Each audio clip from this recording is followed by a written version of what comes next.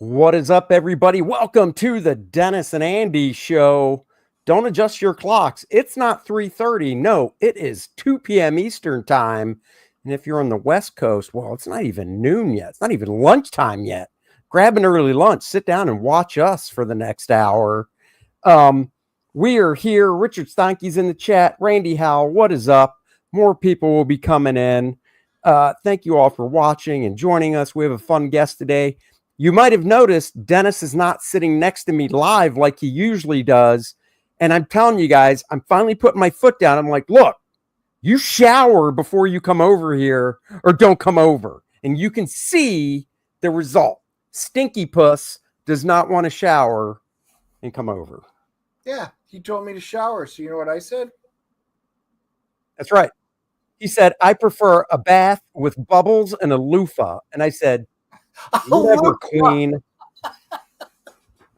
He likes to have his little tray that goes across the bathtub that has a little wine glass holder and a little book easel and stuff. When he kicks I've got back. Somebody feeding me grapes over my shoulder, the big fan just waving it. I've got it all. Why would I want to go over to Andy's house? Look at that. Why be stuck around? Well, I can't say comics because I'm in the same boat here, but hey, why shower? Dennis, we all know that you don't have people feeding you grapes and fanning you anymore. Once you stop being a Boy Scout leader, those little boys had to move on. Wow. Well, at least you didn't bring up altar boys, so I guess I'll leave that. Well, I mean, you left the church long ago. God forbid you walk into a church, you'd burst into flames. Like in Sinners, when the vampire saw sunlight. That's you walking into a church. Still a good movie. It is a good movie. It is a good movie. But we have a great, dare I say, guest. This guy, first, he's a comic creator, then a comic book publisher. And you're like, okay, what's he going to do as an encore? He's like, I tell you what, I'm buying a printer and I want to be a comic book printer now. That's what I want to do. I think he bought an entire block. Look at that, just to fill it up with printing stuff. I know. Peter Simeti is now going to become a comic book printer, Newsprint Comics. I can't believe Newsprint Comics wasn't even taken. That's amazing. Unless you've been sitting. I couldn't believe it either. I was like, let me just get, I wanted something really direct, you know, and right. I thought I'm only going to be printing Newsprint Comics. So I figured, check it out. And I was like, wow, it's available. It's not a .org or .ca or any of that. No, yeah. So newsprintcomics.com. That's how forgotten they are, though. It's true. a shame. Well, you're going to make it a comeback. And then the next thing you know, next time you check, it'll be like, you could sell newsprintcomics.com for $10,000. And Pete's going to go, you know what? .org's not bad. Sold. That's true. Yeah. I could do that. Yeah. We'll see. So you've been here before. People know who you are. You're a man around town. So we'll just dive right in. What the hell got this? I know you print your books on newsprint. You're that rare bird. They look great and stuff. And what was it? Were you just like, you know what? My life's not stressful enough. Let me it's always what's the story? I think I got 5 minutes today, Why not? That might be a joke, but actually I was thinking the same thing. When Andy sent me, he goes, hey, here's his current one. And I was like, how does he got time for that? With all the other things on his plate, he's actually becoming a printer. I used to work for a very large printer, so I kind of know what's involved.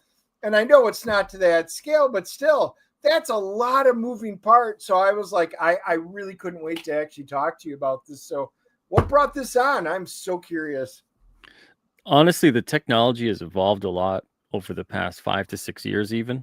To really make this possible without having to purchase like a $50,000 to $70,000 print shop type printer.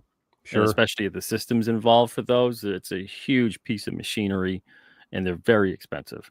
Now, this stuff is still expensive. It's more expensive than I could just flat out afford, because it's not just like go buy a printer. You got to buy generally at least 2 printers, because you got to up that production time. Then you got to buy everything else to assemble the book. So you got to get the folding machine, the stack cutter, paper trimmers. There's so many other things involved. Like you said, there's a lot of moving parts with it, that it's not just like printing the paper. If anything, printing the paper is kind of the easiest part. You just assemble the file, put it there, and then the printer takes care of the rest. But the biggest thing that made me start to do this was about 2 years ago, we started having a lot of problems with various things going on with the newsprint printing. And the printers were always great about handling a lot of stuff, like when there were problems. But the problems kept mounting and getting more worrisome, and losing, sometimes 20 to 25% of a run to damages, both to when the printer ships them. So, and they would handle it and take care of it, but it was like I'm losing books in the process. So the latest thing that had occurred that really kind of set this in motion was, it was a 2-part thing. So the newsprint printer was increasing their prices. I had noticed that on the King Cryptid run compared to the previous 4 issues. So King Cryptid 5 to 9 costs almost a double amount to make compared to 1 to 4, and it was a very relatively similar size print run. Okay. So that really had me worried. Then getting like 25% of them damaged, that had me worried. Now, is that because they just pack like shit, or what? They sometimes, like, these guys did a little too much. And on this one specifically, I told them about the problems that were happening with how they were packing them and sending them to me. Because on one time they had a misprint that went really, really bad. And one of the, like, whatever it is, I don't know how it occurred. They didn't really go into full detail. But a couple of the pages got splattered with red ink. Right. And that was a nightmare. That was like 400 copies of a run. That it was just, and it was really crazy because it was a black and white book, but yet it was like someone got murdered in the press is what it looked like. And so they made it right, but I'm still out of 400 copies. So what had happened on this previous one, that we lost like 25% of the books to damages, was I had told them to pack the boxes so that they were actually full. Because when they would pack boxes, sometimes they'd be like a quarter of the way full. And sometimes whoever's putting them together, for whatever reason, I think it's because whatever's off the line last, they put them on the bottom. And so, like, you get these quarter filled boxes on the bottom of the stack of like 2,000 pounds of books. And by the time we got them, boxes would be crushed. The thing would be kind of tilted. And I'm like, we're getting a lot of boxes would even be split open sometime. And I said, put the full boxes. Like, it doesn't matter. Just pack them full. So they did that. But what they ended up doing, and I told them specifically not to do this, because especially with newsprint comics, you're going to get a lot of damages this way as it moves around. They shrink wrapped them in like bundles of 25, and they shrink wrapped them loosely too. So what happens is, as they were moving around in transit, even though it was coming on a pallet through freight, they were moving around and kind of creating like a plate tectonic thing going on. Oh, yeah. So they were kind of getting all destroyed just from that little bit of movement.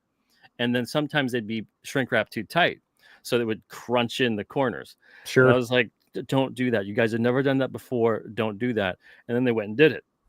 So, when they shrink wrapped them, did they band wrap them first, or it would go through and it would put a plastic strap around it and then shrink wrap it, or was it just shrink wrapped loosely? It was shrink wrapped loosely, but I also don't want them to have bands around it, because we had that happen one time with the printer and it digs into the book. Oh, yeah, that's totally, especially newsprint type stuff. Like, if it's a heavy book, 64-page square bound like what we do, they don't band them anyhow, but they don't shrink wrap them either. They put like, I don't know, say 50 in a box, but they're tight. But they're tight, and then you pack material around, and that's it. You don't have to go crazy with it. And that's what they did for a long time. And I was like, just fill the boxes. Everything else you guys are doing, we worked out the kinks. It's fine. But then this one, they went ahead and shrink wrapped it. And I said, because they said we can shrink wrap them too in bundles of whatever for you. And I was like, don't do that. Definitely don't. It's going to cause a lot of damages. And they did it. So when those arrived, there were damages based off of that. It was like I said, 20 to 25% of the entire run of books was damaged. And so that compounded with having 400 less of a previous run because of the misprint, I went ahead and I started looking into, well, do we have to leave newsprint because the pricing is starting to get too high now for what our print runs are. And I'm looking into other stocks that are kind of similar, other uncoated off-white cream, kind of stocks to still get that look of newsprint in some way. And those paper stocks are very expensive now too. But I figured, let me try an on-demand like digital printer that seems like they know what they're doing. They print comics a lot. I'm not going to name names about it because I don't have anything nice to really say. Sure. But I went with them and we did a small run, just like I think a little less than 100, and it came back and there were the usual problems with the print on demand digital book where it like bows out in the middle and like it's not folded properly and it's just kind of like a copy press, copy center job. Wow. But there were problems with the actual files in and of themselves where like the text was rasterized and weird, like they don't have the proper equipment, or maybe they're not using PostScript on the printer, whatever it may be, that it's not ripping the file properly to actually print correctly. And they gave me this whole thing about how many of these things aren't possible. You can't do it on this paper stock. You can't do it with digital printing. They can't do it with this printer. Like they had an excuse for everything. Went back and forth for a few days. And I had said that, I got a paper sample pack from you guys and it printed fine. Like you guys obviously have the stuff to do it. Why didn't it do it? And they're like, oh, well, that's because your book's black and white. And we used a nice printer for the covers and for that sample pack. But we didn't use that for the interior on the black and white book. And I was like, so you used an inferior printer to print these things are like $3 a piece for black and white. Yeah. Sure. And they said it's not inferior. I was like, well, you just said the other printer's better. Right. So that means it's implied. Yeah. It's not like a moral referendum on the printer. It's just like, one's better than the other. That means the one that isn't as good as the other is inferior. Right. And they didn't like the wording on that, even though it was like let's argue you said it about it. Yeah. So there's all these things and I got fired up about it. And for whatever reason, I cut up an old page out of one of the alternative newsprint books and I put it through the printer I have at home, which is just like an old 10-year-old Epson something. Yeah. It's just a little $50 printer from a long time ago. Sure. And I was surprised it actually worked. It printed on it and it was fine. I was like, okay, well, it's a one-off. Let me go out and get some newsprint paper. Like I got a pad of newsprint paper, and you mean just like a pad and newsprint from the art store? That yeah. It's very similar paper stock to what we print on as it is. So I put it through, and it printed fine. Everything just kept going, page after page after page. No print jams, no nothing. And so it started to actually look good. So good that I ended up putting like a little mini book of it together because I don't have a full size printer at the time. So that is not off the printer you bought, but just your Epson this is one off of my old 10-year-old printer. Really? Wow. And that's just newsprint paper you bought from the store. Yep. Wow. Yeah, that looks pretty good. And then the cover I just printed at Staples because we're going to outsource our covers to a commercial printer that's local. Oh, right. That's actually giving me a really good deal on covers, better than me getting like a $1,700, $2,000 laser color printer thing. Sure. And going that route. So it makes way more sense for me to have them do it. They can take care of it. It saves me a machine. It saves me space. It saves me time. I could just pick it up. It's an hour away. So I figured, let me replicate what they're going to do with their paper stock. It's a very similar paper stock. I'll just go to Staples, get the cover printed just to have like a presentable little mini comic thing. Yeah. So these are exact replicas of King Cryptid 1 and 2 in the mini. Cool. Now I do have the standard printer to print the larger stuff. So I'm doing test prints and all of that before I put together a full-fledged book to show everyone. I'll probably have that like next week. So I put that through, I put it together, I stapled it and everything. And I was like, wow, that's kind of crazy. And then the best part is that, the things lay flat. Yeah. Yeah. There's no big giant, in the middle there. Right. And I printed a coverless one on the new printer. Same thing, lays flat. This is what's black and white. I guess what I don't even know what weight is newsprint, or I guess there's different This, weights. Like, yeah, this is 35 pound, okay, but it's different though because like weight for paper is all over the place. So you could have bond, text, cover, like they're all over the place. And yeah. if you don't know, like GSM, like gram per square meter, is a little bit easier to tell because the number will just keep going up, as Mhm. opposed to you can just bounce around with like you'll hear 20-pound copy paper and think like, oh, that must be even thinner than newsprint, but it's actually a 50-pound in terms of text weight, whereas Oh, newsprint is like probably closer to like a 14-pound but 35-pound text weight. right. Just like all over the it'll drive you nuts. They got all these different like paper weight scale Oh no, measurement things yeah, out yeah, there, yeah. you know. Oh, I know. Yeah. Yeah. Oh god. So and before I want to say before I did all this with Alterna, 19 years of making comics, I worked at 3 different print shops, 2 copy centers, I mean 2 Oh, sign okay. centers, and 2 sign shops and a copy center. Oh, So cool. I'm kind Yeah. of used to, yeah, I'm like a degree graphic designer, so all of this is kind of like riding a bike again. Sure. But in terms of, assembling everything, that's what pissed me off when they said that you can't do that, because I'm thinking like we did that in the print shops I worked at. Like, what are you talking about? you Right. know, so it's like it's one thing if they can't do it, but they flat out told me it's impossible. No digital printer is going to print it that way. That's how it is. That's how it's going to be. And I'm thinking like, wow, that's really crazy that you're trying to tell people that, because it's one thing I have my own limitations. We all do, but I have limitations of what I could do printing these books.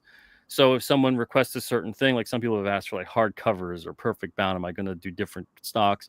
No, I'm not gonna, but I'm not gonna say that's impossible. No one can print the hardcover book. Right. Like Of that course. sounds absurd. Yeah. So if they were to just say that they don't have the capabilities to do that, I would get it. But that's what kind of really put me in a fervor when they were like, that's impossible. No Wow. one can do that. So you print your covers somewhere else. You print out all your interior So we'll do the pages. interiors here. Yeah. Then you have like a mini stitchery or something where you just put them Yep. out there and it puts them. Oh, very cool. Yeah, yeah. So, and that's the part where we're coming up on the next mini goal. I think we're like $1,007 away or something from the next mini goal, which is a pretty big one because that enables me to get the stack cutter, to get a bunch of them all together, like 10 to 15, maybe 20 copies at a time, trim them all. So that Oh, okay. really saves a lot of time instead of, one at a time with a paper trimmer. Oh, yeah. I'm going to have a manual creaser. So this way, in case we don't make it to the 12,500 mini goal, which is to get the automatic folding machine, if we Oh, right. don't get it to that, at least this will help me cut some time down if I have to manually assemble them. Because that's the thing too. Like if we don't make it to certain marks on the campaign, I can't justify getting that machinery because Sure. we just don't have the amount of books to justify that, the work coming in for the printer. Sure. But if we do get to that point, then yeah, I'm going to need that stuff. So this next one, I can get the paper trimmer, I can get all kinds of replacement parts, I can get supplies, I can get extra boxes and staples and ink and all that kind of stuff too. And we had a second mini goal, which was to get the mini comics printer, a dedicated printer just for that. But I had such a really good deal on another standard size printer that'll do both mini and the full size comics that Oh, I right. just Yeah. went ahead and just got that. So now I have 2 printers that can do standard size and mini, and we can just get up and running, and then that'll cut production time a lot. Doing Now I'm those curious runs. with the printers you're getting, do they only do newsprint, or you could do other paper? But I you're could do other paper. Yeah. oh, Yeah. so I does could. it make sense though? So I guess my question is, if they do other paper, it wouldn't make sense for you to do the covers too in house. Can't do the covers the way they need to get done. The Oh, okay. covers that we need to get done, I need to get a separate machine for that to utilize that system properly. Otherwise, you're going to have Oh, covers being printed that either the worst case scenario, they don't really ever dry. The ink always oh, just sits there on the cover stock. Oh, right. Or what happens is you got to get specialty paper that's like really way too thick to make sense Oh, for like a okay. newsprint comic. So it'll be Sure, kind of sure. like, and you can't fold it because you also got to think about, this is something that we don't think about when we're putting comics together because we don't print them, we send them off to people who do. But there's a difference between long grain and short grain printer paper. So with the short grain paper, that's usually pretty good for book binding. You can fold it easier. It's not going to be so tough. It's not going to have that resistance that fights against that. When you open it up, it'll actually flop like a comic would, or any kind of book like that. But with the long grain, it's going to be folded a different way. It's literally what the phrase of like against the grain, that kind of thing. You want to work with the grain, and this way with the grain of the paper, you actually have that nice, easy to assemble kind of thing going on. So you got to make sure you're getting certain kinds of papers, but most papers that are sold aren't really made available to have that happen. You got to get like specialty paper for that. And then cover paper, you'd have to use on a different printer press. Like you could do it. You could have like an upgraded paper, but it's not going to be the paper I want to get. It's not going to be that nice, like a glossy, a kind of, or even a satin finish to it. You're going to have to settle for something else. So, and also it just makes way more sense, honestly, like the way I'm working out a deal with the guy. He's a really good dude. I talked to him years ago when I was hunting down printers. I talked to like 200 printers about 5 years ago. And he was one of the people I talked to. The pricing it was almost as good as who we went with, but it just didn't work out. Didn't make sense at the time. So I figured, let me see if they're still doing what they're doing and talk to them. At this point, I wasn't thinking about printing comics here. I was thinking about having them print everything, but on a different paper stock. And eventually it became a couple weeks later, I'm going to print the newsprint interiors at home. And I wonder if they could still do the covers. So essentially sending out the covers is basically like sending out a double-sided 11x14 poster. So I said, could you fold this in half and just print double-sided and do the amounts I need? And the pricing and the time frame that he gave back to me was like, I couldn't justify even the coverage of like ink for the cost was incredible. And then I was like, let me go with them, and that'll make it easier on me. And then when you get those back at that size, you'll have to trim them on your end, or he'll trim. Because he'll give me back the sheets, and they'll have full bleed attached to them. So this way I can assemble them with the other pages, then trim them together, and then do all that. So this way everything is good and nice. And so here's a question, just in the production process. When you trim the book, you'll actually attach the guts to the cover, staple it and everything, and then trim it. Is that how it goes? So or do you trim it before you staple it? So how I'm doing it is like this. So it prints, then I'll fold each page. Each page gets assembled in the proper order, stapled, then trimmed. Okay. Yeah. Because what happens is like a lot of printers and a lot of the booklet making machines too, they'll put everything together and then fold the pages. So like nothing gets folded individually. And then what happens is you get a lot of the time with digital printing, you get that bowing by the spine.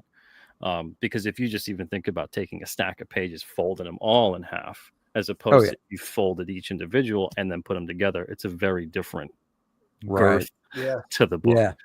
So, so assembling it like that, stapling it, and then trimming it. So when they're all stapled, it's just 3 cuts. It's just that cut at the side, the cut at the top, and the cut at the bottom. And then that's it. And I could do a whole bunch of them with that stack cutter and just make really quick work out of it. Especially if we're doing like runs of, at the most, it's 200. I could probably trim like 20 books or so at a time. It's just... I was going to ask that. That's pretty easy. So if somebody came, like, so with newsprintcomics.com, right? Once the campaign's over and everything, is that where you will direct people to place orders? Is that Newsprint because it wouldn't be at Alterna. It'd be at that. It'll have it'll be like another page on the Alterna site, but it'll just redirect you to that. Right. That's Or they can just go straight to it. Now, as what if somebody's like, oh my God, this is awesome. 10,000 copies. Not possible. Not happening. So honestly, I have to say too, that's not feasible for someone to want to do it like that with me. You should go to a commercial printer. Right. Even if you want 500 copies, you should really go to a commercial printer. So then what is your, I guess, is your cutoff 200 then? 200. It Yeah. is. Oh, okay. Because even then, and it's between 8 to 48 pages is what I feel comfortable with now. That might increase in the future, but for now, because I don't want books to, unless someone really just doesn't care, and they go, hey, look, I don't care if it bows out in the middle. You want to make a 64 pager for us? Because the staples will take up to like 72 pages. Right. You know, they say it'll take 20 sheets of paper with the staple, but I don't really trust that, you know, just with my experience. So I don't mind going up to like 72 signatures, you know, with the pages there for the book, which would be about, I don't know what the quick math is. I don't know, what is that, 16 or something? 16, 17, 18, something like that. Maybe 18. Yeah. So it's one of those things where I have to limit the amount that I put through for each job, because otherwise, you know, I could do 200 books and it'll take like 2 weeks or 3 weeks with the turnaround. But if I'm hammered with like 3 or 4 or 5 of those kinds of print runs, that's going to take a little longer. So it's going to be more like a 4-week turnaround or something for a book. So it's doing the 3, 4, 5, and then someone's going to be like, hey, you did 500 for so and so, why don't you do 500 for me? It's just a whole, so it has to stay at 200 or less. So if someone's planning their campaign, what I suggest, go to the site, you see 200 on there. If you think you could sell 200 or you want to make 200 available, have it as a limited perk, and that you just do 200 of that. And if you find that you can really justify more of that, you could do a second printing or a third printing or whatever you may need to do. But if you're really going to print like 10,000 copies or something, you can actually go right to a cold set web press printer and get 10,000 copies done very affordably and very quickly, as opposed to going through me and having me hand make essentially each one for you. Yeah. Now, here's a question with the 200. With the 200, is that a specific page count? Like 200, it's this many pages? Because like... Yeah. So it'd be like 200, and you can choose either between 8 up to 48 pages, increments of 4 pages. Because each page... Well, that's kind of what I was getting at, for instance. Like if somebody wants 200 copies of 48 pages, right? That's obviously, you know, 200 times 48, whatever. But I guess I'm trying to word this right. If somebody were to come up and go, well, I want a 16-page book, can I get 400? See how it almost works out? Am I making sense? Because I see what you mean, where you're, but it's still the amount of books that have to be assembled. Right. So, okay. Because then because the printing part of it is, you know, I just let the printer do its thing. So the printing part of it is like the least of my worries. Is the printer quiet, so when it's running overnight, you can sleep? Oh, yeah. It's pretty quiet. It's pretty quiet. And it's in the other room. I mean, if you're burning 200 books for somebody, it's not like that. I assume it's not like that can be done in a 9 to 5. So it's going to be running. I mean, you kind of can. You can have it run like about 6 hours or so a day. You know, it's a heavy duty type printer, could handle thousands of pages a month. And you know, so you could, it's got I can't do like leave it on for 24 hours straight. I wouldn't trust. Well, no, that's what I meant. I didn't. And honestly, like I was joking before, but on the honest side, I have no idea if it's a type where you could say, well, I need 200 copies of this.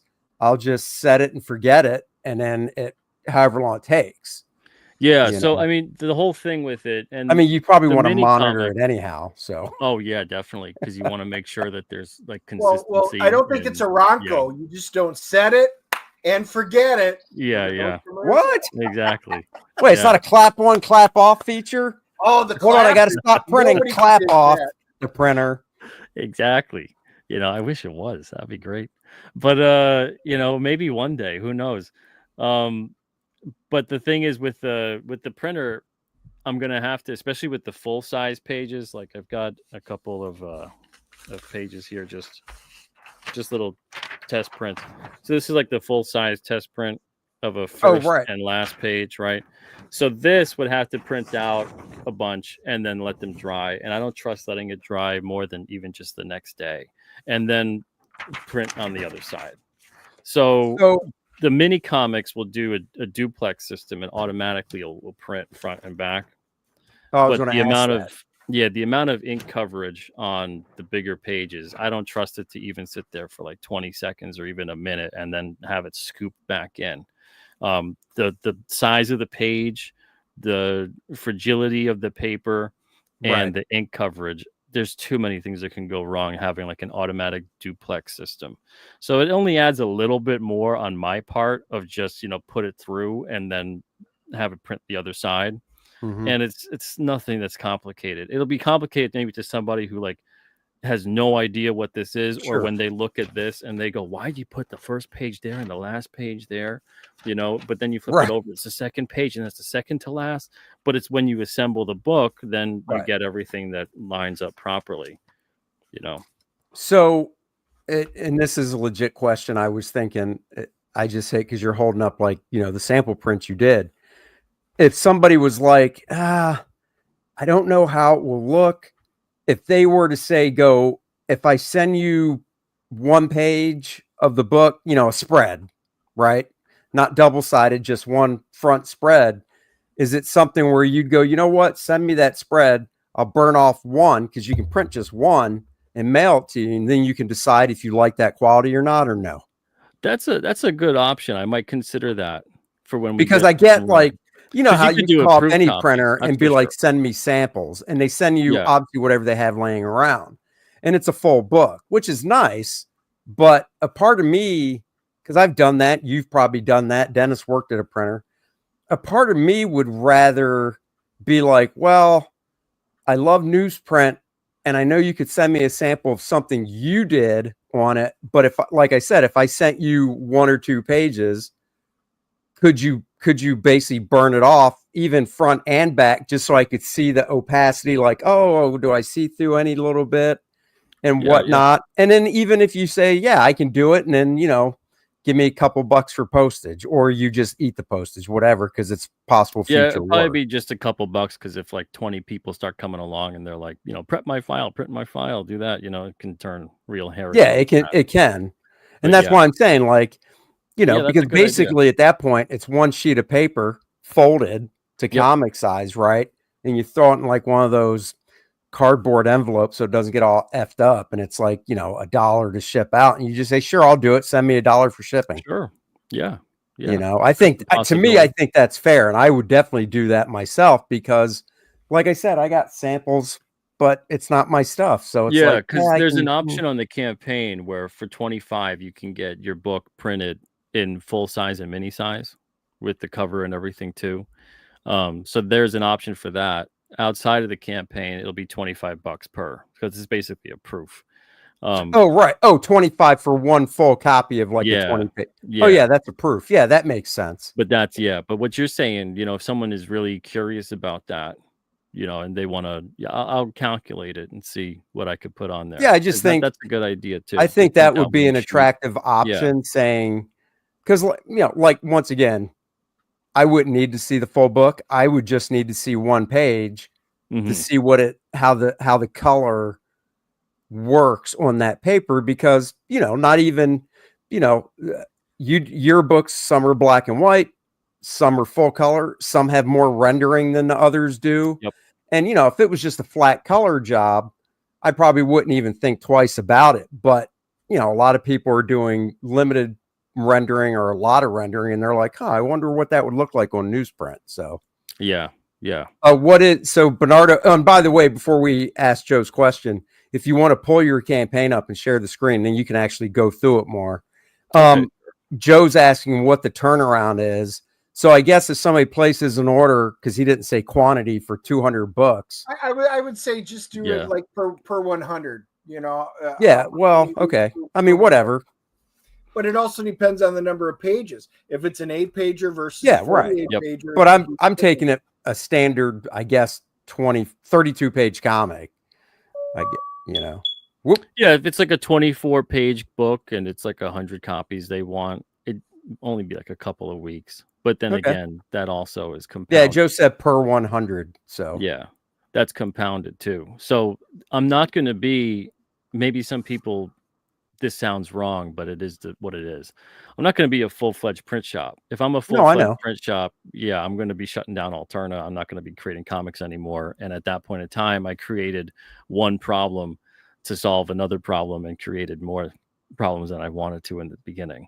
Like this is about creating a solution for a problem that I'm having, not creating more problems and eliminating the thing that I wanted to solve to begin with. Oh, no, So I there'll totally be times where I'm completely just, the print shop is closed. You can't place an order. You know, you can still kind of get something through, but I'll let you know I'm not taking any orders until whatever month or something like that, because we have more than enough in the queue.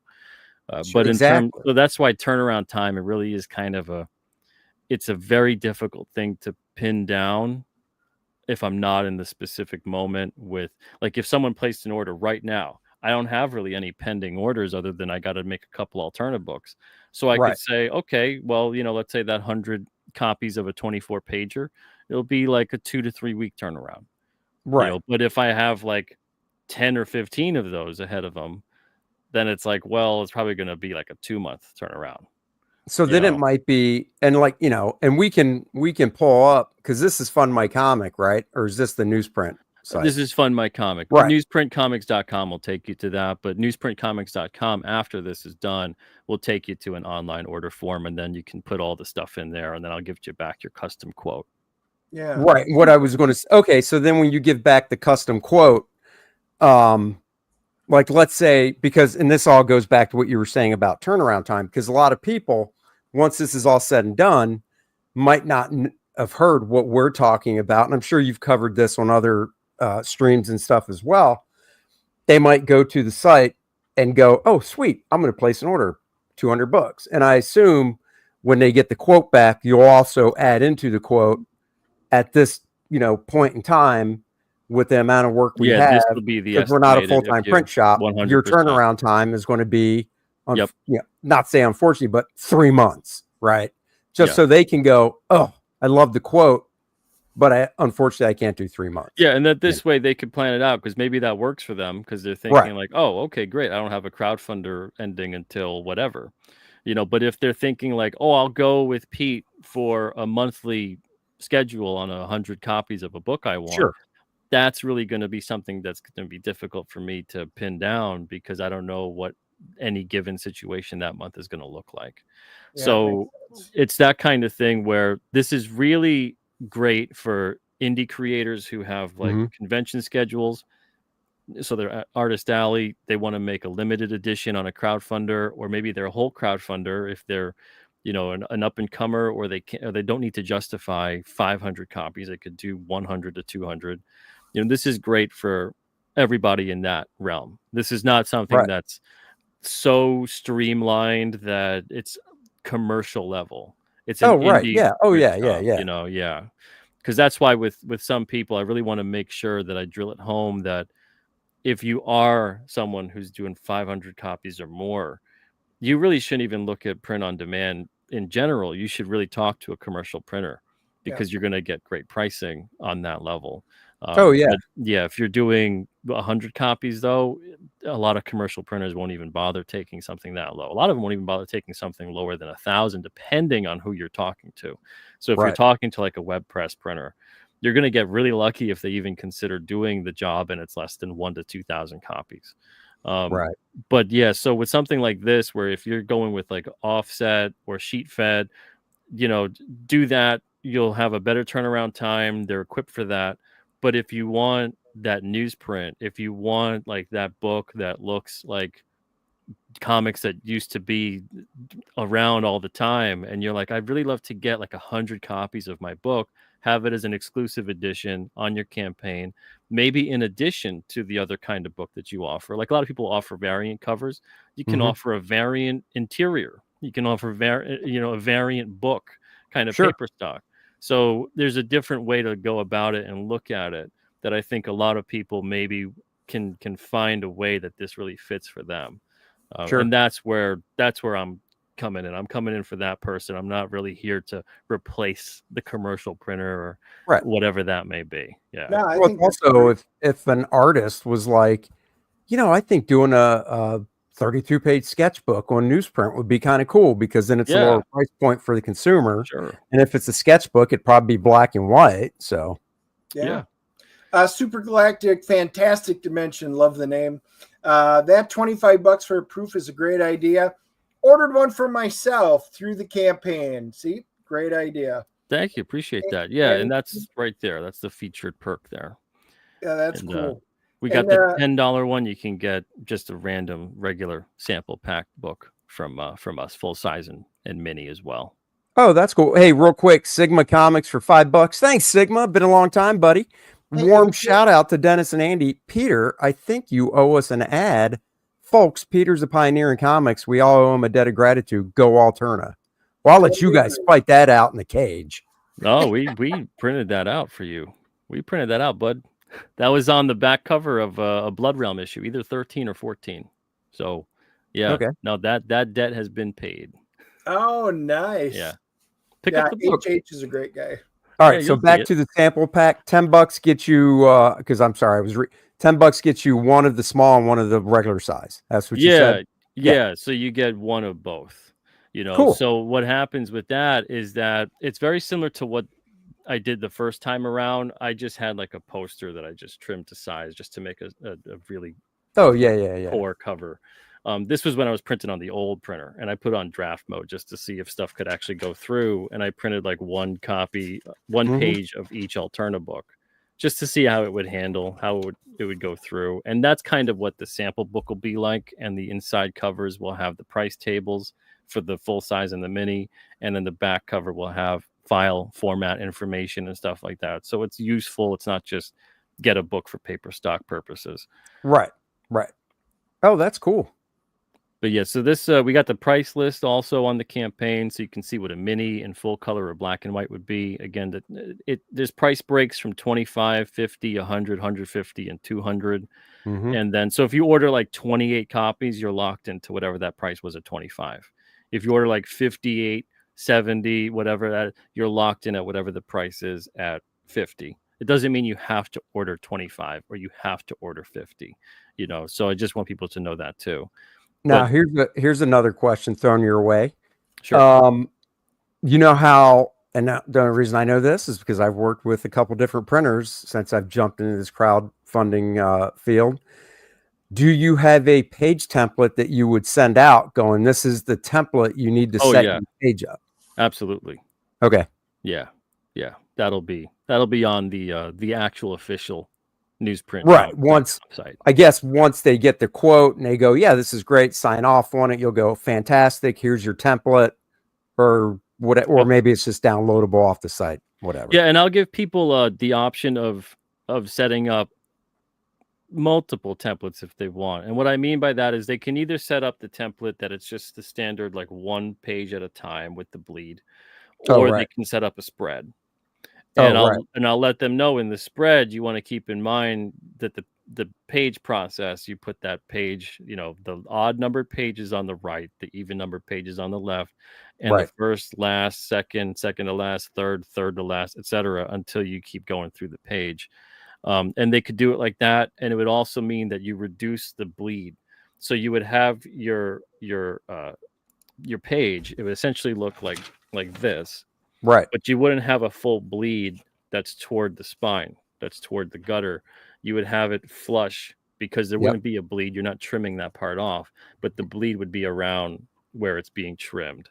Right. So I'll have that option for people too if they feel like, okay, I'll put together my file like that. That makes it honestly easier for me. Even though like Adobe has stuff, you could put it through a booklet maker thing and everything else. It's still like a relatively imperfect process. Even when I'm doing test prints here, I'm like, yeah, it'll still kind of screw up every now and then. But if you put it through as a regular sheet, it'll print it a lot better. Like I think it's just too big of a file in some way, shape, or form. Even though I've got a pretty decent computer system, at least when it comes to this stuff. It'll still take way too long to do all that. So I'd have to break it up anyway. And that's fine. I could do all that on my end. There wouldn't be any problem with the printing. But it's just more so people understand what like a page spread really looks like. And if they want to set it up properly that way, they could still do that. So I'll have that template available. I'll have the regular template available, and it'll be cool. both in full size and mini size. So it'll be like 2 different templates for the 2 different sizes. Oh, that's cool. Yeah, that's helpful. I know, because I was just on the last core draft campaign for the. Well, actually, I take it back. I was going to say just for one of the books, but for actually the whole core draft book itself, the full color one, the black and white one, and the core draft the layouts book, I basically, looking at YouTube videos and stuff, learned how to use InDesign to put the book together myself for the printer. And there was some back and forth with the printer. They were like, okay, your guides are a little off here, blah, blah, blah. So, there's little growing pains on my ends because it was my first time doing it. But I tell you, after it was all said and done, I was like, wow, InDesign, at least for that part of it, is a hell of a lot easier than I thought it was. Yeah. It wasn't as intimidating as I thought. It's like with a lot of things too, you can use all kinds of different software to kind of get the same result with stuff, but some of them it's going to be an easier experience than others. But yeah, however they send in the files, if they have to, because that's the thing too, I'm not going to tell someone, look, you got to get this software and you got to make sure you embed your file. If you don't want to do that and you're fine with, the rasterization of the text, because it's still going to print great. I'm doing test prints on both, with both. And I'm getting in that second printer is going to have PostScript available. So I'm going to really see how much fun I can have with that, if it'll print like vector graphics a lot better. But it still prints, like, unless you unless you read comics with a printer loop, you're not gonna look at it and go, oh man, that printed horribly. You're just gonna read the comic and go, oh yeah, it came out really nice. Right. But it's one of those things where if someone sends me in a file that's like 100 DPI, and then I'll have to let them know, look, this isn't high resolution enough for print. Oh yeah, that's the problem. And I've seen that unfortunately happen where there's been crowdfunded books that I've received where it's really pixelated, like the art's pixelated, the text is pixelated. Really? And yeah, I've got 2 books that are like that from about 4 years ago, and it's obviously like the printer was just like, yeah, it's the files they sent, screw them. Wow, yeah, no, I mean, I know a red flag. So like. And you guys can both correct me if I'm wrong on this, but I know people are like, talk about Marvel and DC. I can't remember which was requesting which DPI I'm going to say, but one of the company was like, you got to scan at 400 DPI for us. Okay. The other company was like, you got to scan at 600 DPI. Okay. And then I talked to printers, and printers are like, anything over 300 stupid. Send us 300. Yeah. That's what we want. You can basically, I was told you can scan it at 4, you can scan 6, you can scan it at 12, but when you send us the files, we want them at 300. Yeah. I like scanning everything of mine at 12 just to know that it's like, all right, if I want to make a friggin' poster out of this thing and put a billboard up, I can. Sure. But it's like, for print, it's true. Anything that's honestly, I've found anything that's really going to be over 400, you're largely not going to notice it. With the text, sometimes I find that 600 will actually look really good with text, but you don't notice a damn difference on the art. Like you just don't, but it's like, if you send it at 400, you're perfectly fine. 300, you're perfectly fine. There's not really going to be, again, unless like some weirdo is reading it with like a magnifying glass, and I don't know, maybe someone does. Dennis. This is different though than the usual, because there is sometimes like the way it'll print, it'll be so jagged and pixelated from the rasterization that it is kind of jarring. And some printers, whatever they're doing with their system, or maybe how big you print the book, like if you're printing like an 8.5 by 11 and you've got rasterized text, you're probably going to notice that a lot more than if you printed standard size. And definitely you're going to notice it a lot more than if you printed mini comic size, which is like 5 by 7.5. Oh yeah, totally. Yeah. So it really does depend on like how you're printing it. But yeah, 300 is a good rule of thumb. I'm going to suggest 400. Sure. And that's only because I've noticed a slight difference. It looks a little crisper with 400, but really past that point, It's I mean, everything I know, everything yeah, I've done for I don't, I can't even tell you how long is. I scan my original art at 400, clean it up in Photoshop. Obviously, my colorist gets it at 400, print yeah. size. Because It's still gonna I look was great. talking to somebody and they didn't even know that. I can't remember who it was, but it was somebody I thought would have known this. That you know, colorists, digital colors, of course. Well, even when they were hand colored on copy paper, color print size. And they were like, what? I thought you sent them you scan your art full size, obviously, whatever size you drew it, and you sent, and the colors colored that. I'm like, no, colors color print size. One, because how big the file is. Yeah. Yeah. The file at 11 by 17 or 10 by 15, whatever you're drawing at, would be huge. So the colors is like, no, high res print size. Hey, Rich is asking from another perspective, what's the most likely means of shipping? USPS Priority, UPS, FedEx? He goes, I've used a good POD, but they only have one option for shipping, and it greatly adds to the price per unit. So yeah, that's another factor is shipping. What do you think is going to be the best option? I'm gonna be honestly playing it by ear and seeing what I could get away with. At Alterna, we ship everything media mail, and I honestly have not had a problem. Out of like the last time I had a problem was like 2018. Wow. I mean, I guess So yeah, I but was going to say, I guess one thing you could do is, or you could offer is, like a lot of, companies, not just printers, but companies in general do, is they have the drop down of the shipping options. exactly, yeah, So you and just that's do what that I'll because be it's not, offering. at that I'll be point letting you're people saying, know. look, Yep, you and I'll be want, letting people know, do you yeah, want this? Do you want that? Let me know how fast do you want it there once it's all done. right. But yeah, I think most people probably go between UPS or USPS, like Ground Advantage, you know. Yeah. Um, Yeah. Ground Advantage and Priority are practically the same thing at this point. So I know they really are. Even when you look at the option and it says, "Oh, send it this way. If it goes out today, it'll be there yeah, Friday," and you're like, "Wow, faster priority. It'll yeah. still be there Man, I've Friday." sent things What? media mail. I've sent the craziest media mail story I have is I sent something media mail to California, right? And it got to there before I sent it priority to 2 towns away. Yeah. Because it went to, I'm in New Hampshire. The damn thing goes to New Jersey Right. and then comes up. I'm like, this dude's like 4 miles from me. They shipped it to Jersey. And the Yeah. person in California got it a week before the person 2 towns from me got it. I can't make heads or tails of it. And that's not the first time it's happened. There's someone that's an hour from me. I shipped it priority because they said it would be there the next day. I was like, it'd probably be there in 2 days. It took 2 weeks. It took 2 Oh my weeks. I God. couldn't believe it. That's not priority. Yeah. So, and it's not the norm, but I've seen that kind of stuff happen way more often than not on these like upgraded services, especially with USPS. So yeah, it's the kind of thing, I'll give people an option. Here's the shipping at this level, here's the shipping at that level. And no matter what, it's going to be packaged correctly. I know how to package comics. I'm the one who personally, for those that don't know, I put together all the shipments at Alterna. I've probably shipped like over 150 to 200,000 shipments in 19 years. Especially since the 7 that we've been doing a lot more direct. So yeah, I'm pretty good. No, that's cool. Cool. We'll keep running through that campaign.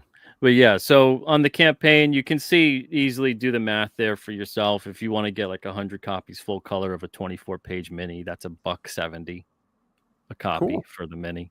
And especially for people who know what like a print on demand kind of cost would be, you're going to be like, wow, that's way cheaper than whoever else is quoting you.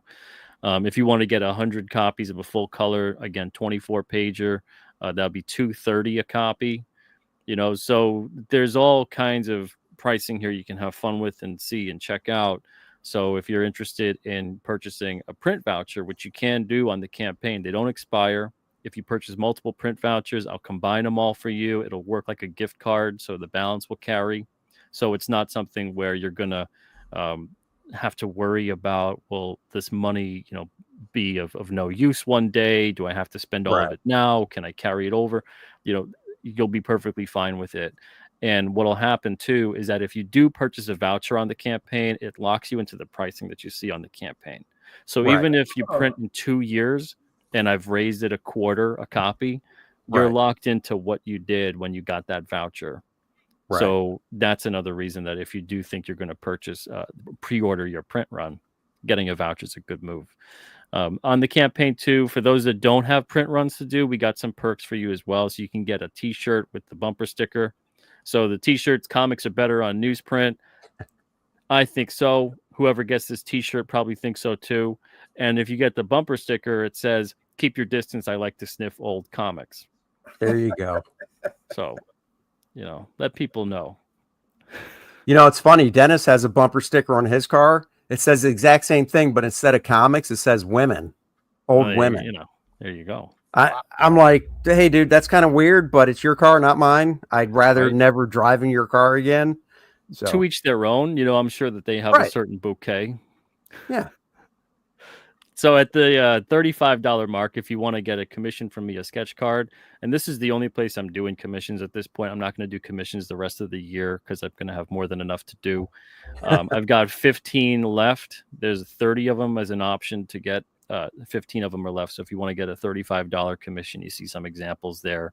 Cool. And then the vouchers. So it goes from 50 all the way up to 1,000 with various increments involved. So you can cool. really get your printing sorted out for a long time if you think that you're going to need to do that. And other than that, you see all the different examples of the books and whatnot, and my process of what I was doing and how I got onto there. And then also you can see not just the videos that are on there, but in the update section too, there's images of updates with the standard test printer. Oh, so nice. It's just some stuff that's on there too. But I now, can do they have that newsprint smell? They it's interesting because it acquires that over time. Yeah. True. Because of the I think it's like volatile compounds is what they call it. Because it absorbs various things. Like the paper is very absorbent, not just of ink, but also of the world around you. So depending on how you store them, depending on what kind of ink is used, depending on the kind of press that it runs through, it'll take on a certain smell. But I've noticed, honestly, it does have a certain smell. It doesn't have like that fine, like aged newsprint just yet because it's, literally new. Right off the press. It's new. But it does still have like that smell. You can get the whiff of like it's in there. It's just a little seed right now, That's right. It has to grow. Give it a few years and expose it to maybe some of the stuff you're cooking in your house. Let it absorb and soak in the smell. And, maybe it comes up with something different. But that's the thing with the newsprint. It's this stuff. I like it. To me, it's superior because we're also using archival ink, even though the paper itself, although I'm looking into acid-free newsprint, which kind of sounds like an oxymoron. But I got 3 different kinds of it arriving.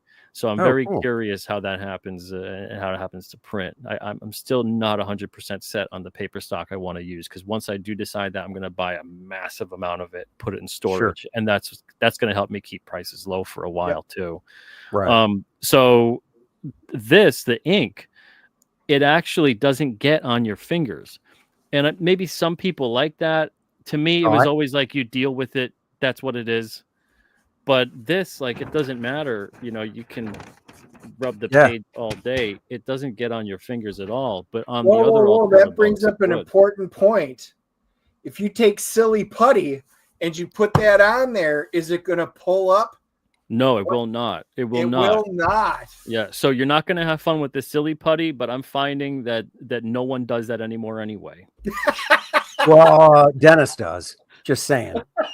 You wouldn't have asked.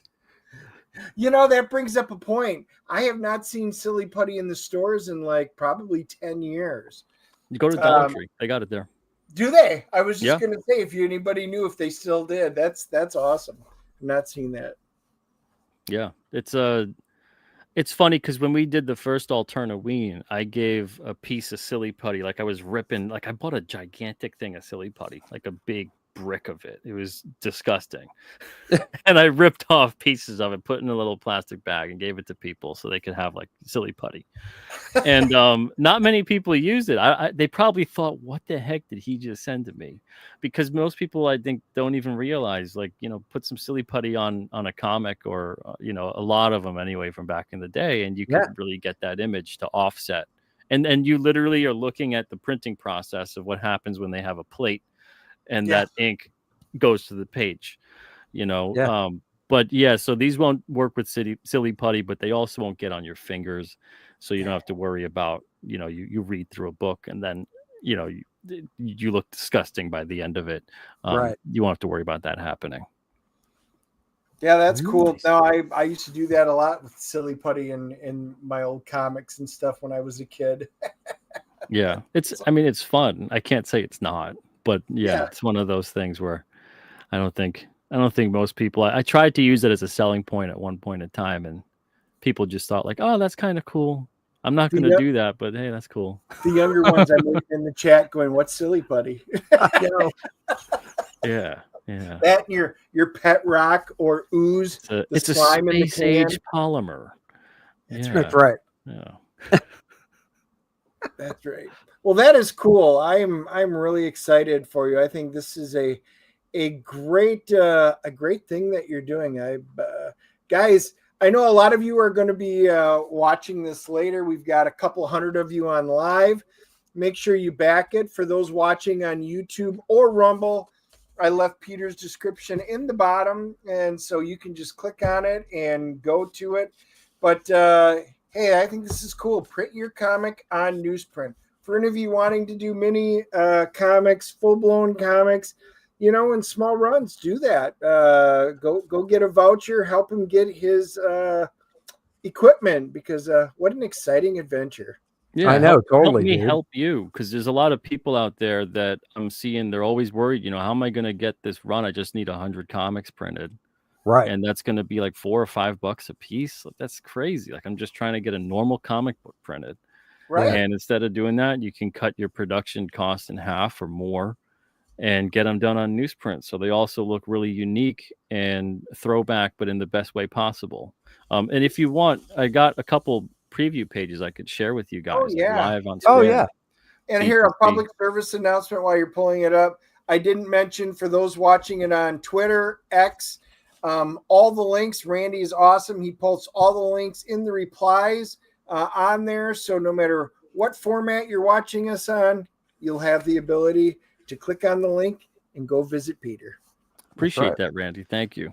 And so here's a page from King Cryptid number 9. All right, hold on a second, Dennis. It's not like you don't have access to those tools. Nope. I'm busy. Lazy bastard. Oops, wrong one. There we go. All right. So I wanted to do a test print on this just to see how the reds would come out, because I thought it was a little too flat with the reds with the commercial printer. And you actually can see, like, this is way closer to what I have on my end with the file than what the commercial printer had done. And you can really see, up close on it. Let me see if it'll, Oh, yeah. And this is on newsprint. No, you can definitely see the tones in that red. It's not all bleeding through like crazy to the point that it's ridiculous. So then here's an upcoming page from King Cryptid number 13. This is page 1 of that. This has more modern coloring, as people would say, but it handles it really well. It does, and the blacks are nice and rich on it too. Yeah. Solid. And then here's another one. This was hand colored. So I hand colored this page traditionally. And this is Bill Mouse's art. And this is for King Cryptid number 12. This is the first page of that. Oh, that's cool. What did you use when you hand colored it? Copic markers. Oh, nice. Yeah. And then here's Alex Jovich's work. This has more of like a cartoony quality. Yeah. With more vibrant color to it. That's cool. And it's all coming out great. And this is another hand colored one. This is from King Cryptid number 10. This is the first page on that. Oh, that's cool. But yeah, so these are all just like test prints of what I'm doing, and I'm just doing more test prints to get the settings down. I'm writing little notes and stuff on the page when I think that I like what's there, and that's kind of the stage I'm in right now. The next stage, once I have all that stuff and I have the paper stock sorted out, is going to be printing the test books, and that's going to be a lot of fun. So there's still more experimentation to do, but we're headed in the right direction. So that's a positive. And I'm not used to saying that about printing. I'm used to being very stressed out about printing and being disappointed every time. So this is quite the change for me. And I'm looking forward to just even assembling the books, because it gives me an opportunity to not be glued to the screen, have some music on or have a podcast on, That's right. a DNA show on, and just there you have go. that on the background. And I'm just assembling books, not just like glued to the screen, and that's why I got to wear these damn things from doing so much screen work. So that's a nice thing too. Stretch the legs, get moving, and hopefully live longer. No, that's very cool. Randy Howell for $5 says, Andy, you have 4.2K subs. Aaron Lepresti has 4.19. Oh, you surpassed Aaron finally. Congratulations. I might have to drop into the chat on Graybeards today just to go, hey, buddy. Aaron, how's it going? Here's Andy in the chat. Not that you'd ever rub it into poor. Maybe I'll super chat him so he has to read it. That's a better idea. But I'll super chat him the cheapest, $1.99, because I'm cheap that way. Yeah. And tell him I want change back when I see him in person. Well, guys, this is really cool. I did want to at least bring up, I'm sure most of the guys that watch this up front have seen it. Just want to mark the passing of Peter David. It was sad news. He did a lot of comic books that I was a fan of back in the day. And that was sad to hear. We knew he wasn't in the best of health, but still always sad news when somebody like that we've done a lot of reading with has passed away. So what was your favorite Peter David run or series? Me? Mine would be you know me, I'm an X-Men guy. He did a lot of X Factor stuff. And I loved his stuff on there. So I would probably have to say personally for that, but his Incredible Hulk run was just epic. So I collected a bunch of it, but not all of it. So whereas I'm a completist on the X title, so I would have to say X Factor, but I liked both of them. Got anything there, Peter? Did you read Peter? Yeah, I'm definitely fond of that Hulk run, and then I loved his work with Spider-Man. I'm pretty sure he did both Spectacular and Web at a certain point in time, and then X Factor stuff was always great. Yeah. I'll go different. I'll go with the reboot with Captain Marvel. I think that was Captain Marvel's kid back in the 90s. Yeah, the Marvel side of things. Yeah, because I'm such a Captain Marvel guy, and I like Chris Cross's artwork on it. I thought that was really cool. So I like the Hulk stuff too, but just to be a little different, because I knew you guys. Oh, Aquaman was good.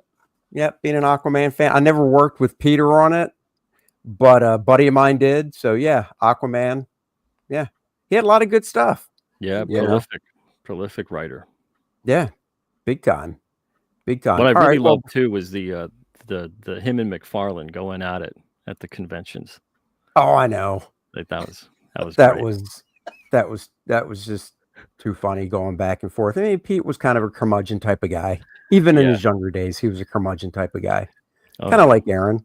Guys, on our end, of course, we have Lilneth, Infernal Conflict.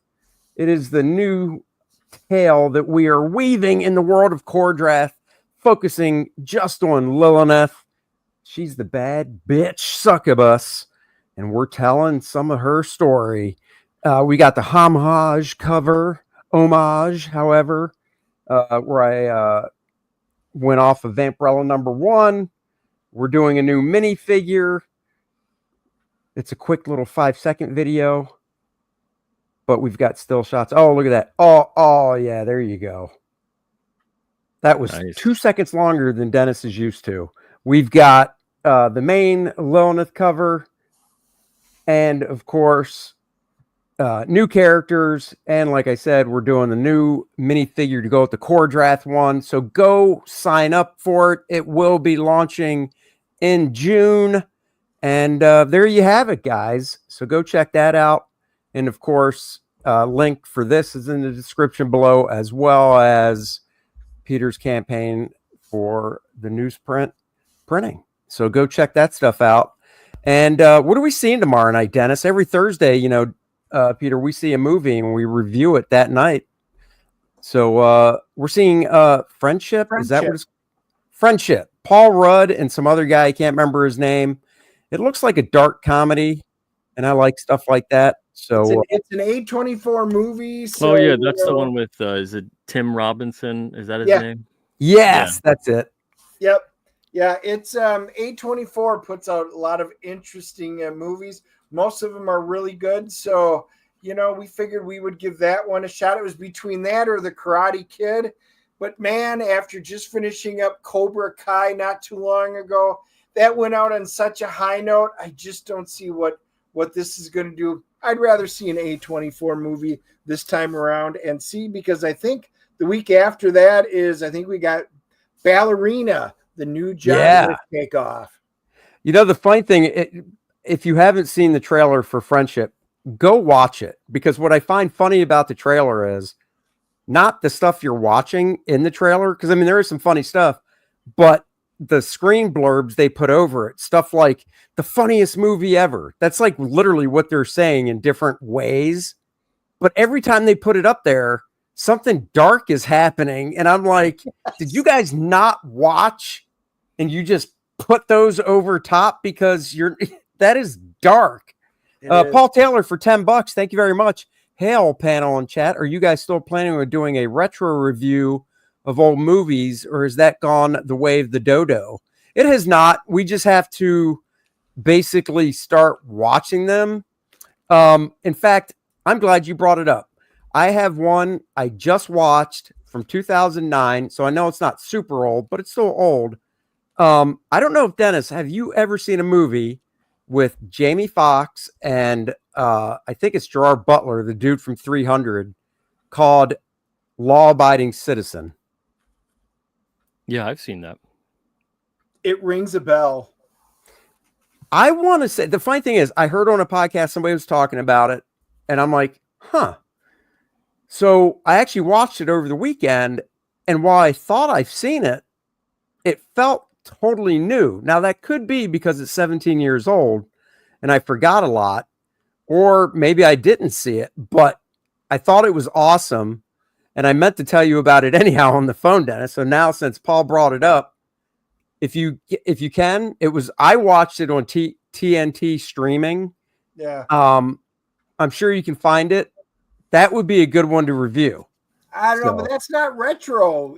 No, it's 17 years old. No, that is not retro. Retro something before the 90s or earlier. All right, whatever. God. Here we go.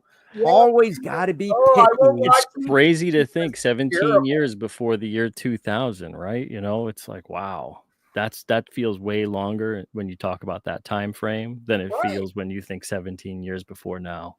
I know. Weird. Yeah. Like watching the movie Alien. Now that is retro because it's that old. We're actually watching it's a movie, believe it or not, we've never seen. The Mechanic.